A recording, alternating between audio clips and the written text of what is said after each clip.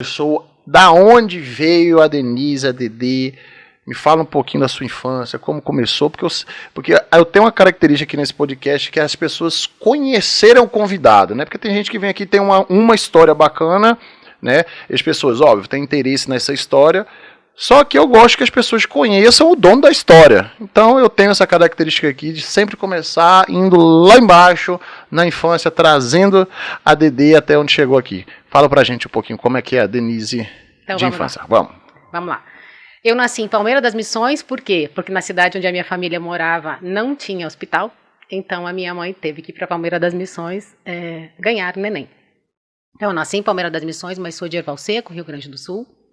É uma pequena cidade do interior do Rio Grande do Sul, uma cidade muito bacana, que vale a pena conhecer. Que tem hospital. Que agora tem hospital, é top, tá tudo bem, tá tudo certo, né? Mas naquela época, que eu não vou contar, porque senão vão denunciar a minha idade, né? Não tinha, assim, então por isso que foi Palmeira das Missões. Enfim, sou de uma família de 12 irmãos, né? 12?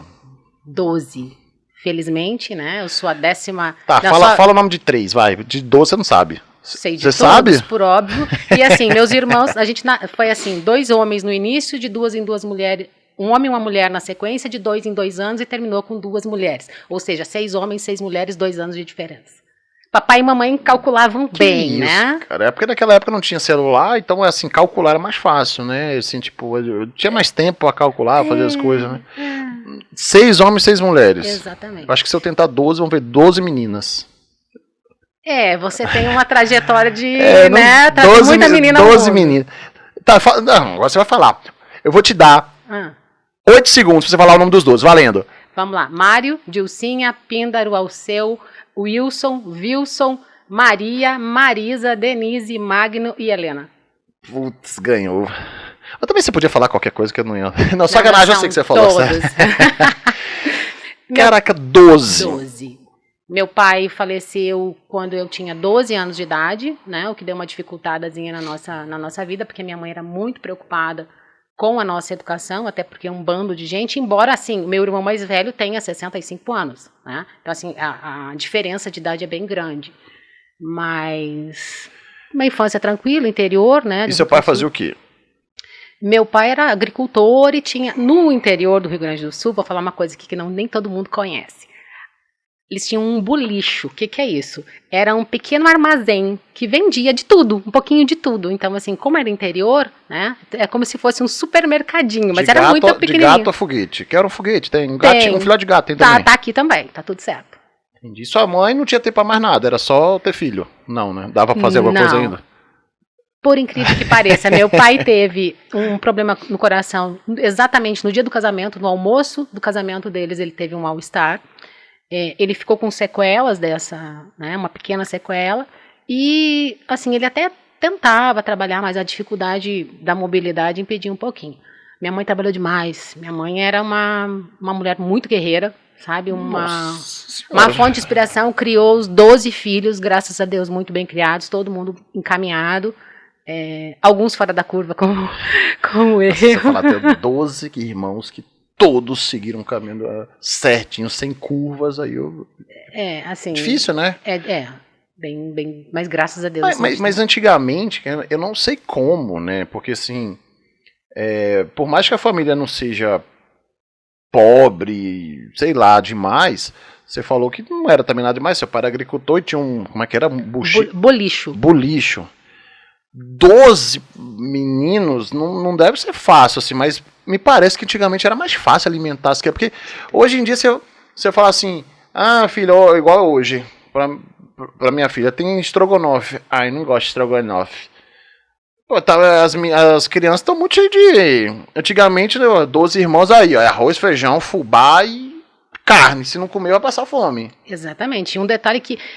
A diferença muito grande que a gente percebia, por exemplo, na nossa casa, se tivesse no almoço um frango, o peito era do meu pai. E não havia hipótese de qualquer criança atravessar no meio. A minha avó morava conosco, ela tinha o pedaço que era o dela. Então, assim, cada um tinha o seu pedaço, está à mesa. A minha mãe tinha um método de corretivo muito grande, ela só olhava pra gente e tinha um relho. Sabe o que é relho? Aquele negócio de bater em cavalo.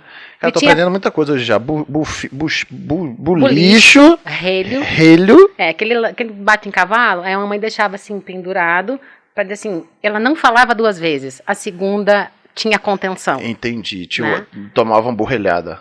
Ou se não, assim, se ela estivesse perto de alguém que ela não pudesse chamar uma atenção muito incisiva, ela dava um leve beliscão assim, mamãe, sim senhora. Um leve, né? Leve beliscão. 8 dias na cama. Roxo, tipo isso. Tá, mas eu achei muito legal essa parte do... Qual era a sua parte do frango? Era o bico? Era o fígado, acredita? Eu adorava o fígado. Você gostava do fígado? Se você não gostasse também, foda-se, porque tinha o borrelho. Assim, felizmente não era o pé e nem o pescoço, que eu não dava conta. Tinha alguém que ficava com o pé? Óbvio. E ele tinha opção de troca ou não? Não, lógico que não. Cada um tinha o seu pedaço. Mas era a pessoa que escolhia... Eu sei que seu pai escolheu o peito. Assim, mais ou menos. Era assim, uma escolha meio forçada. Tem isso aqui, entendeu? Tem um pé e tem um... Beleza. Aí você aprendeu a gostar do fígado. Claro, amava. Amo até hoje. Entendi. E se fosse boi?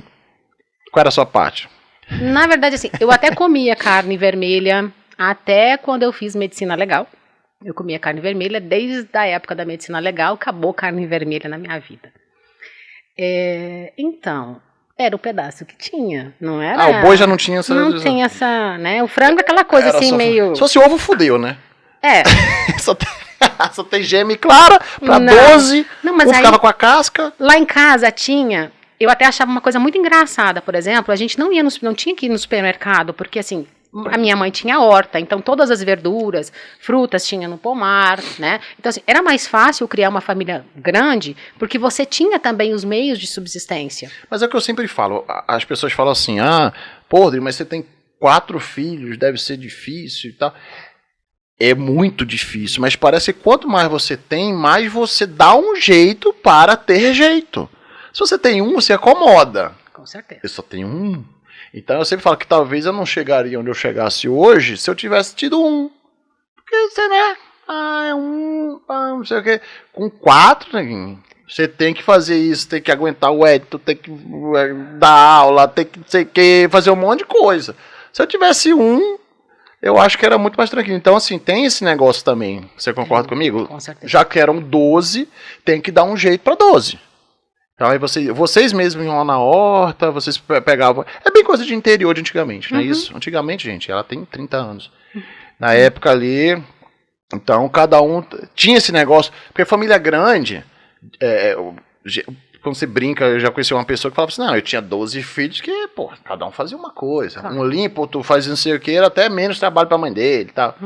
Então, lá na sua era assim também? Também, é assim, as meninas tinham que aprender a bordar, a fazer tricô, a fazer crochê, a limpar a casa, a fazer comida, né? Com 7 anos de idade eu já sabia cozinhar, né? Então assim, a gente precisava, e a minha mãe tinha uma preocupação muito grande em dar instrução intelectual para as filhas, um pouco mais para as filhas, para que as filhas não se submetessem a trabalhar para alguém e serem constrangidas em alguma situação. Entendi, ela já tinha uma visão muito diferente. Muito né? diferente. Porque assim, antigamente era o contrário, né? As mães criavam as filhas para ser do lar, para arrumar um marido, para ficar em casa, para cozinhar, não sei o que. Não era assim antigamente? Exatamente. Sua mãe era o contrário. Era o contrário. E como a nossa casa era uma casa grande e tinha bastante gente, minha avó morava conosco, tinha pessoas que ajudavam, né? Duas pessoas que ajudavam na nossa casa. Só que quem fazia, quem executava, éramos nós. E um dia eu cheguei para minha mãe e falei assim, mãe, não entendo a senhora. Por que é que a senhora paga? Por que eu tenho que fazer? Ela foi dizer assim, minha filha, se um dia você se der bem na vida, ou se você casar com um marido que possa, você vai saber mandar. Se você der errado, você vai saber fazer. E isso eu vivi por experiência própria há poucos anos atrás. Então, assim, saber mandar, saber conhecer para você determinar. E se você não tiver quem faça, você mesmo executar. Então, foi um aprendizado muito grande. E tinha isso mesmo, cada um tinha as suas atribuições e tal. E se não fizesse, o pau torava, assim, aí porque... teria como é o nome? O relho. O relho. Claro, que era um consulo. Assim, ela não chegava efetivamente a a executar, mas aquela ameaça subliminar, sabe? Não precisava, né? Era só mostrar o relho, né? Você já tipo, entendia. sim, senhora, é tá igual, tudo certo. É tipo a sandália, né? Hoje em dia, que você mostra a sandália, você não precisa nem usar, porque a criança já...